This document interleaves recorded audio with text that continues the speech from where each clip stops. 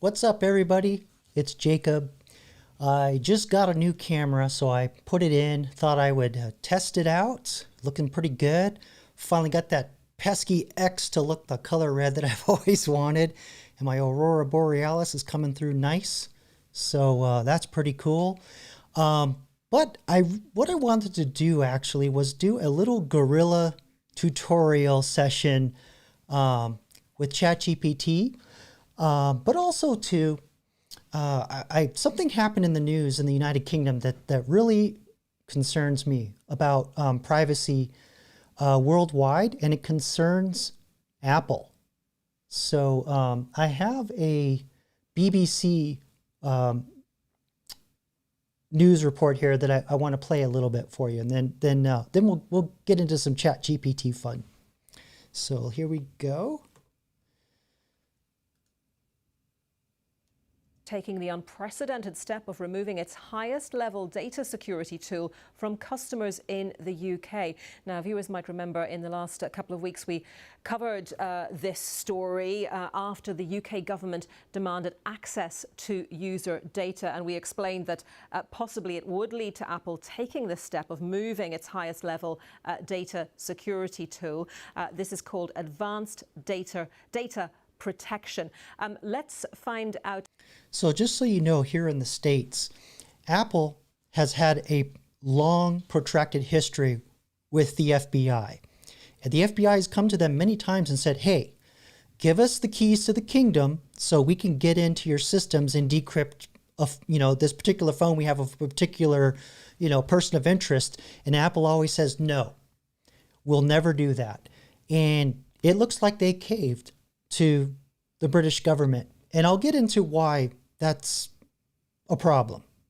Because all the dots that I've been talking about with the DARPA tools, all these cleaners that they were using before they used the DARPA AI tools to train the AIs, all these dots are starting to converge. And I'll show why this story is the next stage in what they've been doing with training the AIs to censor us. A little bit more about this story and go to our senior technology reporter, Graham Fraser, who's in Glasgow. First of all, explain for us what this data security tool does. Well, as you say, this tool is called Advanced Data Protection. It's an opt-in service for Apple customers. It applies end-to-end encryption on all their photos and documents if they wanted to. Now, only the account holder would have access to this. Not even Apple had access to it. Now, okay, so this is important. This is critical because this is a piece of software that sits, or a system that sits in the Apple iPhones or devices, that when you take pictures or store documents, it syncs on their cloud called iCloud. And there's a setting where it makes it so that neither Apple nor any other entity, FBI, or the United Kingdom's government, whatever, cannot see what is in your iCloud. And so what they're doing is they're making it so now you can't encrypt the data in a way so no other third party can look at it. A couple of weeks ago, it emerged that the UK government had asked for the right to see this data. This was served under the Home Office under an act which was compelling firms to provide information to law enforcement agencies. At that time, Apple did not comment, but they have consistently said that they will not allow so-called backdoors to their encryption services, because that could allow so-called bad actors, namely hackers, to also fight. Yeah, and governments and spy agencies, three-letter acronyms. Please, hackers, give me a break. The way in. Now, as of today, the tech giant said it is no longer possible to activate advanced data protection in the UK, and for existing customers of it, it will start to be pulled away from them and will no longer have access to it. Apple have said they're gravely disappointed that this security feature will no longer be available to UK customers, and they added that, as we've seen many times before, we have never built a backdoor or master key to any of our products, and we never will. What does Never, never, never. Never say never again. So yeah, the domino has fallen in the UK. And what this is going to enable the elites in the UK to do is they can't keep booting down doors and arresting people for posting memes. They want the capability to get into people's systems and preemptively weed out bad ideas or be able to get evidence when they want to kick in the door. So yeah, this is not good. This is not good. But anyway, I'll talk more. Like I said, I'll keep talking more about this, but I just wanted to give you and connect another dot for you that they can't keep kicking in doors because they just simply don't have enough manpower. They need AI to do it. And by lifting the encryption, the AIs can now get into to iClouds much easier with, paper. They can request to do it, of course, but they've lifted one layer of encryption that they don't want private citizens to have to make it easier for them to go in and do what they need to do, i.e. arrest people for posting, bad memes or bad ideas or toxic ideas. Okay, so that's enough conspiracy theory. Let's do something useful with AI. Let me go into the chat here and see who all has jumped in.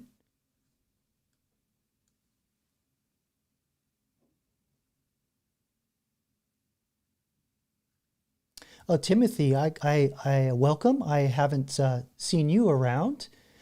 Phil's here, Rusty's here, Timmy from the AZ's here. Jim, I don't think I've seen you here. Welcome. Thanks for coming by.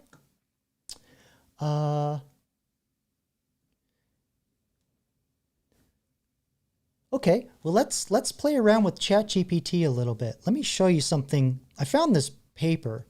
I'm going to do a more dedicated video on this, but I just kind of wanted to demonstrate a little capability here of ChatGPT that's very, very useful. I found this research paper here that's got this long, very academic title, The Impact of Generative AI on Critical Thinking. And don't worry, we're not going to read it. I'm going to show you something really cool with ChatGPT. Self-reported reductions in cognitive effort and confidence effects from a survey of knowledge workers, blah, blah, blah, blah. I mean, that's a word salad research paper. I'm not going to read this. You don't want me to read this. But there's a really cool capability that we can leverage with ChatGPT, and that's that you can summarize complicated documents, and you can also have these documents for lack of a better term, dumbed down for you. So I'm going to show you a quick little trick here, and a prompt that I just kind of did off the top of my head here. But first, you can upload the PDF that I showed you a moment ago. And what's really cool about this, it's very similar technique to the thumbnail trick I showed you in the last live I did on Saturday, where I asked ChatGPT, hey, here's a thumbnail that I like with design. Can you tell me how to do it in my graphic design software? This is a very similar type of technique where you can upload images and documents, and ChatGPT can look at them and actually understand what they are. Understand in the sense of AI anyway. So I uploaded that document, and here's the prompt that I wrote. I have a research paper called The Impact of Yada, Yada, Yada. I need this paper summarized and simplified for a high school senior, because your boy, he don't read so good. I'm better with the audiobooks. I just, for whatever reason, I just never was good with textbooks. All right, so I need this paper summarized and simplified for a high school senior to understand. Also, give me the premise and conclusion in the same simplified manner. The paper is attached as a PDF. So we're not going to go through this whole thing, but I just wanted to demonstrate really quick, because I'll do a dedicated video to this. But you can see here it responded really quickly that this research paper examines how generative AI affects critical thinking among knowledge workers, people who work in jobs that require thinking, creativity, and decision making. And so then it goes on to give what the premise is. Yes, and it's much easier to understand at this level, because it took me like half a page to get to just get to the meat of this when I did read it, actually, because it was my professor gave it to me for my generative AI course, and I was like, hey, no way I'm reading this. I got things to do on my weekend. But anyway, it says Gen AI can help people complete tasks faster by generating ideas, summarizing information, and assigning in decision making. However, the study explores a concern. Does using AI make people think less? The authors wanted to understand whether AI makes people rely on it too much and in turn weakens their critical thinking skills. So then it goes on to give like all the key findings, and I won't bore you with all of that. And then give the conclusion that I asked for in the simplified manner. So this is something that you can do on the job if you have a lot of reading, and it's something that I'm going to put in my course. There's three columns of things that you do with AI. Number one is to summarize and explain. Number two is to transform, right? So you can give it all kinds of different data, which I haven't really demonstrated that capability to you guys, but you can throw all kinds of data to it and it'll format it in a nice spreadsheet for you. So you could just like throw it a bunch of like names and addresses and it'll organize it for you as one basic example. And then the third thing is to correct or fact check, which I've demonstrated before. So that'll kind of be like the three basic areas of skills that you'll want to learn to use generative AI. When we start, all the job skills start dying off, we have to start using AI in our jobs. These will be the three categories that you'll, just coming in the door, like being able to use a mouse, you'll have to be able to do these three things with prompt engineering. So that's kind of the concept that I'll be putting in my course here. But anyway, I have one more demonstration of ChatGPT, but let me look in the chat here and see what y'all are talking about, which is absolutely nothing that I'm doing. It's just totally unrelated, but that's cool. I'm just glad you guys are here talking, interacting. No dystopic quips, Rusty. No concern for anything with ChatGPT taking over the world. All right, so let me see if I can find it here. I want to demonstrate another technique that you can do with ChatGPT, and that's that you can use an AI to help you use other AIs. I don't know what the technical term is, but I'll just call it layering. And oh, hey, Freedom Fighter, welcome. Thanks for joining us tonight. So yeah, I've demonstrated that a little bit here and there, but I want to actually do it for you with where, say for the example is, I want to make a thumbnail for, or I need ideas to help me generate a thumbnail for a video. And I'm not really sure how to do it. I just kind of have a couple concepts that I want to connect together. And the idea that I had because this paper that I showed you, I'm going to make a dedicated video for this. But I asked the ChatGPT, hey, I'm doing a YouTube video that's titled, "Is AI Making Us Dumb?" And I want to incorporate the Vitruvian Man gag, because I don't know what else to call it, but it's kind of, like a funny thing on the 2006 Idiocracy film. So the Vitruvian Man, for those of you that may not know, but that's the Leonardo da Vinci drawing of the guy with his arms out and the legs out, and he's kind of showing the human proportions in a circle and the square and all that. That's the Vitruvian Man. Give me some image design concepts so I can create a video thumbnail. So I kind of just know that I want to incorporate the Vitruvian Man joke that's on the Idiocracy poster, movie poster. So it tells me, oh, it's a solid concept, mixing AI and Vitruvian Man, yada, yada. And then it gives me, describes what some potential images could be. So see, it says here, AI Vitruvian Man, degraded human in the Vitruvian pose. So that's that, with the arms out and the legs out in the circle. Devolution of Man, AI edition. AI's idiocracy future. But, you know, it's all looking good. So I got lazy and I said, you know what?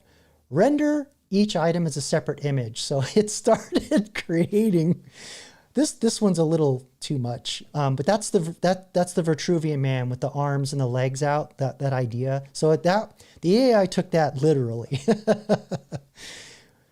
Then it did the second one. To me, this is the winner. I love this one because this nails it. So I think I'm going to use this in my video thumbnail. But let's look at the other ones. Interesting, kind of like almost like a godlike or sacred kind of aura, like with Mary or whatever. Yeah, I don't know if I'm liking these with the fast food, because fast food did figure prominently in Idiocracy, if you recall. I remember Carl's Jr. was head of child services in the movie. But anyway, yeah. So that's just kind of how since it nailed it on this one, I'm just gonna stop here. But if I just didn't like it, I could keep mulling on it. But what's really interesting here is the AI said that here are the generated images based on your "is AI making us dumb" concept, incorporating elements from the Vitruvian man and Idiocracy's devolution gag, which is interesting because I didn't say devolution. Each one represents a different satirical take on AI and human decline. And again, I didn't really say I wanted it satirical, but I guess because I mentioned Idiocracy, it understood that it was satire, and it connected these dots quite readily. So that's what's really cool about generative AI, is that it connects things behind the scenes that you may not even realize that it can do for you. So anyway, I thought that I'd just do this quick little Guerilla tutorial and test my new camera. I don't know what y'all think, but colors are... I put the hat on purpose just to kind of see what the shadows would look like on my face, but I'm liking it. I got the X to the red color that I wanted, and my Aurora Borealis is popping, so I'm happy with it. But anyway, I don't know if you guys have any requests or questions, but it looks like you guys are just hanging out.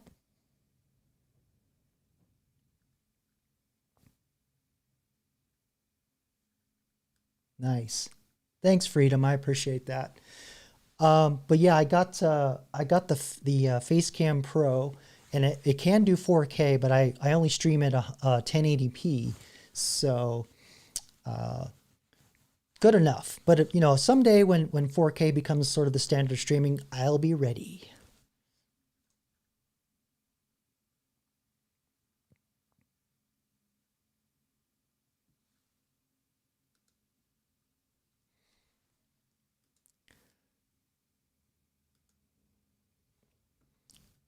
See if there was one other thing that was at the back of my mind here that I wanted to show you guys.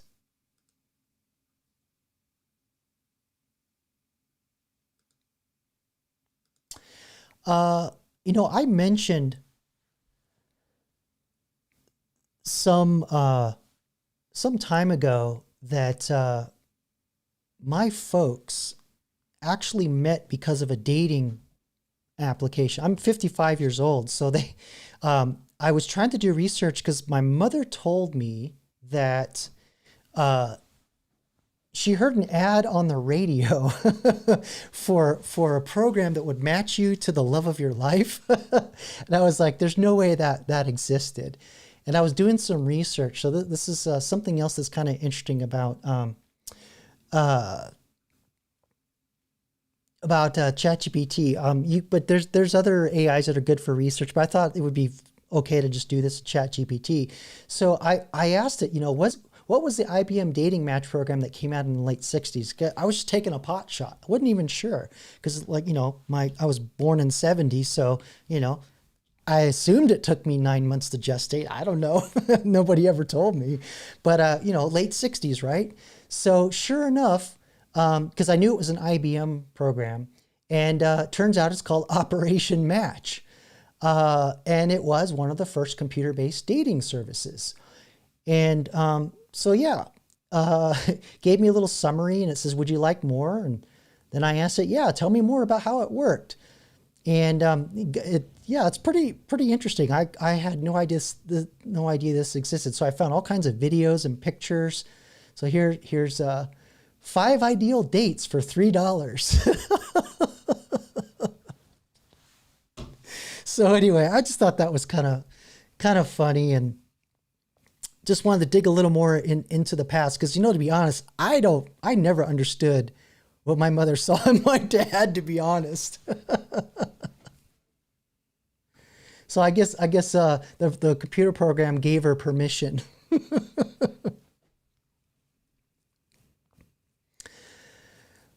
Okay, so I think I'm gonna stop here, unless you guys have any questions about the course, or maybe some things you'd like me to do with AI. I'm thinking about doing more stuff with images, some things with videos. There's all kinds of AIs that do stuff with videos, voice changing, because I know some of you are content creators. I don't know how much you want me to get into content creation using AI. And I've demonstrated some of the stuff that I do. I'm predominantly just doing the text and image stuff, but I want to do a lot more with the video. Been like I said, I'm doing more research for the course, and but it's going to fall in those 3 categories of explain and summarize, transform, and correct, which is pretty much what everything boils down to. Yeah, thanks, Rusty. I appreciate that. Yeah, I definitely want to do this. I don't talk a lot about my past for various reasons, because I could get doxxed really easily. But I used to do, I won't say what industry, but I did a lot of educational materials, some videos, but a lot of like online educational materials. I actually built an education platform for a large company.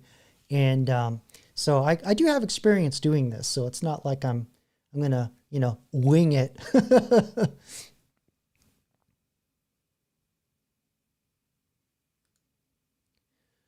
Thanks, Timothy. I appreciate that. But yeah, I'll give sneak peeks here and there as I go along, but I'm probably not going to be ready to record anything for a little longer. But right now I'm just kind of putting out these examples to see how people respond, and it's useful because, the main reason why I want to do this is about 40% of all job skills are just going to disappear. All the jobs that we know and understand today, about 40% of them are just going to be gone. And while that means people losing their jobs, it doesn't necessarily mean like careers will go away.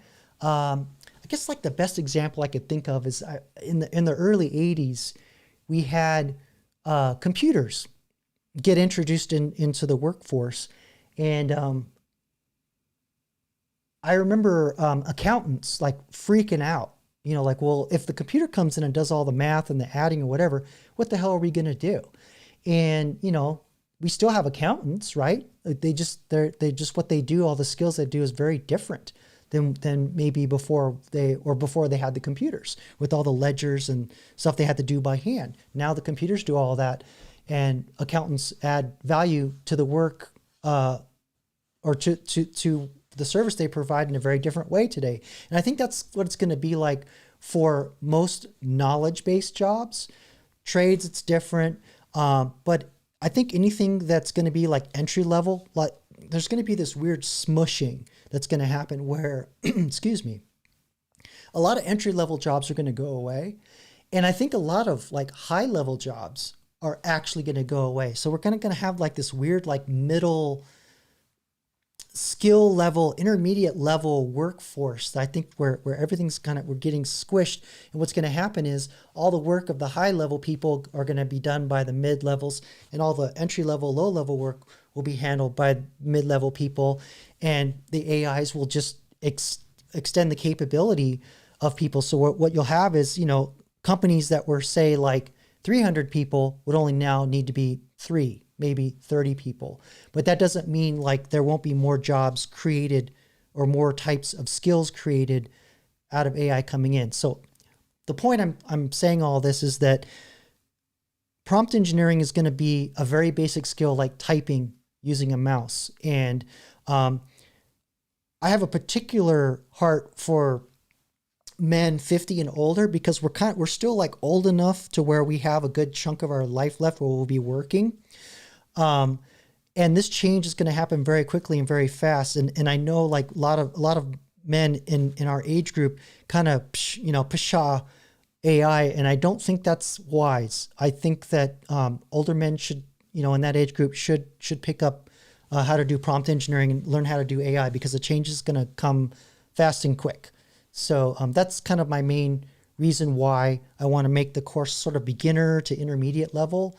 And that way I can reach that audience, but also, a broader audience as well. Let's see what's going on in the chat here.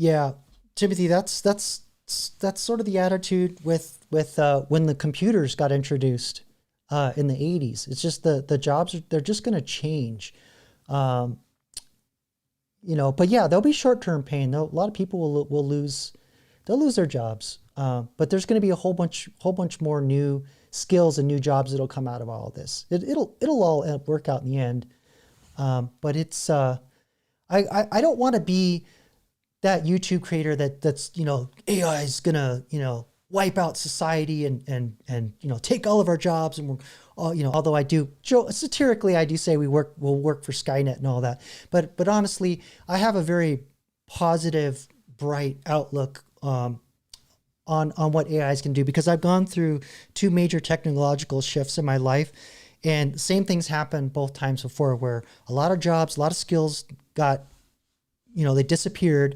but even more jobs and more new skill sets happen. And what kind of happened is actually you're having more people kind of, I don't know what's the word I'm looking for, kind of move up more. Like everything becomes more knowledge based. You're relying more on your creativity than just sort of like the repetitive nature of what work used to be before these 2 technology shifts happen. Like even going back, like I can think of relatives of mine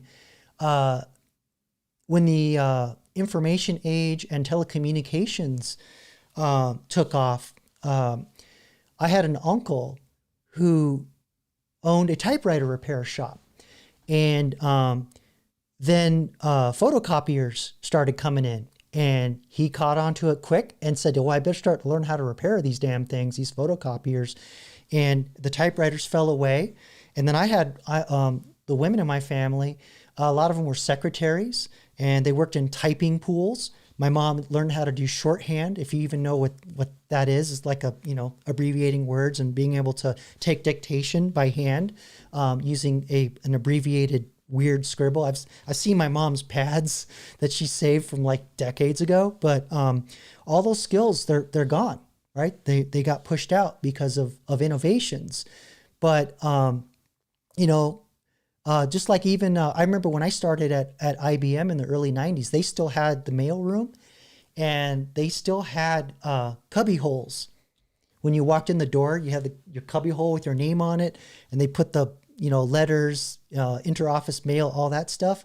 And while they had computers on the desks and stuff, email, even over the 2 years that I was there, the email eventually just kind of killed a lot of that off. So the mailroom's gone, typing pool's gone, but all the new jobs that came out of the technology with just being able to do the work yourself on the computer just meant that you were able to multiply your capability with the computer. So it used to be you would have the typing pool, and then there was the manager of the typing pool, and then you have the the president would have their secretaries, and all those people are gone. So yeah, that's just the natural course of technology.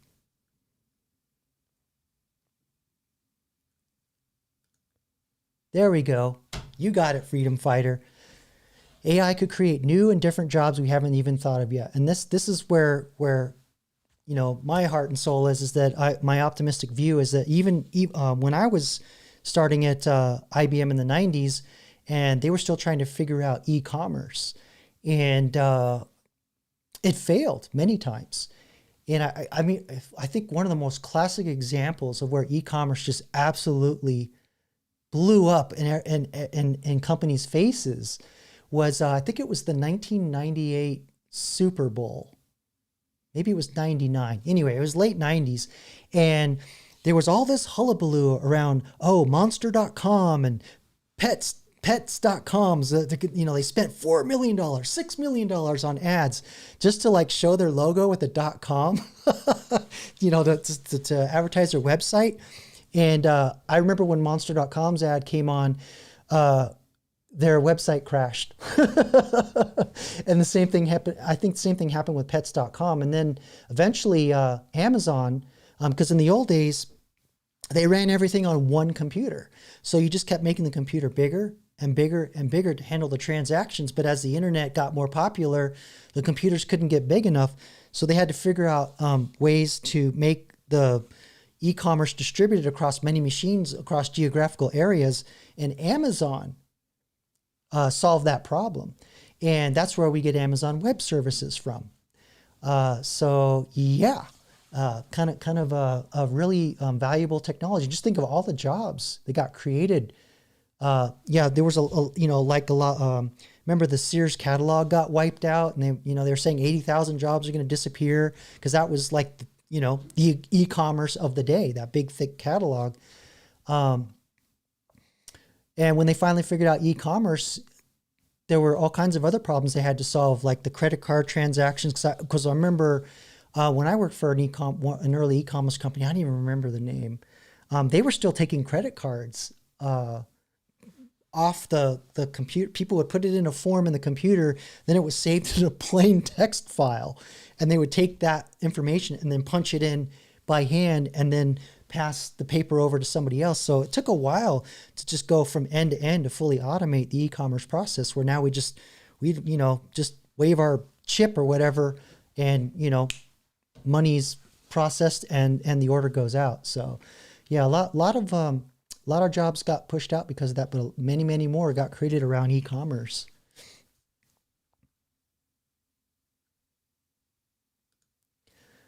Oh, Rusty, we got there. My man. This is going to happen. Actually, I'm going to announce it now. I was thinking maybe I'd wait, but since you brought this up, I wanted to see how you guys would react to those two chatbots talking about overthrowing humanity. I've been experimenting with 3 chatbots debating. So I'm trying to get them to debate over red pill topics and some other topics. I won't get too specific because I'm still experimenting. But one of the chatbots I've trained to be like a manosphere person, and the other one to be kind of like an OnlyFans type person, and then sort of like a I don't want to say a neutral, but like another. I don't, kind of a more tempered voice. And then they all 3 go at it. It's a little wonky, but it's getting there. Once I get it going, I might just start with 2. But I'm gonna it's gonna be called Manny and Gloria. Manny for Manosphere and Gloria for Gloria Steinem. So that should be fun. Anyway, so yeah, and then also too, I'm trying to train another chatbot to be a girlfriend, to see if I can get it to be flirty and all that stuff, like that article that I showed you where that woman was trying to have a boyfriend on the side with her husband. But yeah, it's so far the experiments are going well, but I have to figure out how how to capture the sound, how to film it, and there's just some logistical problems. But the training of the AIs is coming along. So look for that. That should be fun.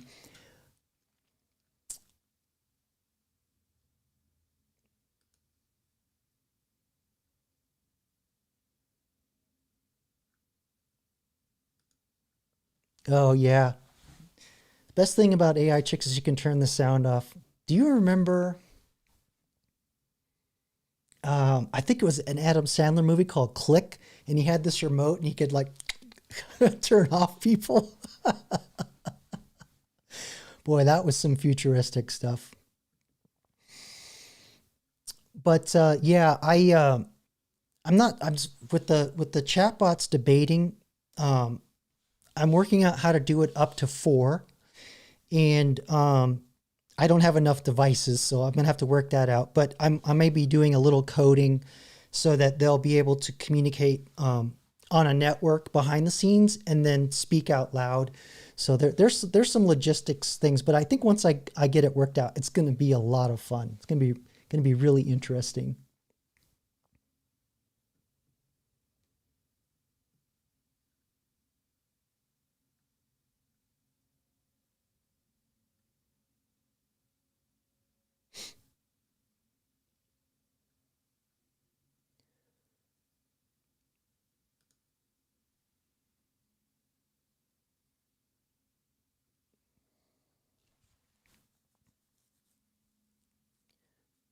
So I think I'm going to end it here. I want to thank everybody for coming out on such short notice. This was a bit of a pop-up shop, so to speak, but I just wanted to see how you guys would respond to maybe a couple of quick announcements. Just test my camera. Everything's looking good. And I'm going to do the Saturday Live like I normally do, 2 p.m. Mountain Standard Time. I will officially announce that probably Thursday, maybe Friday. So look out for that. In the meantime, you guys have my email address if you want to make some video requests or ChatGPT tips and trick requests, or maybe something you want in the course. And then also, if you want to get on my email list, so that I'm putting together a non-YouTube community where I think that's where I'm gonna put the course. But the idea that I want to do is actually I'll have the course. It'll be self-paced, and then we'll have like a weekly live, members only live. It'll probably be through Zoom, and then that way we can. I can answer any questions, interact with you in real time, and then demonstrate some other techniques that may be a little more advanced than what's in the course. But anyway, thanks again, everybody, for coming out. I really appreciate your support. And with that, I'm going to end it here. And until the next one, peace.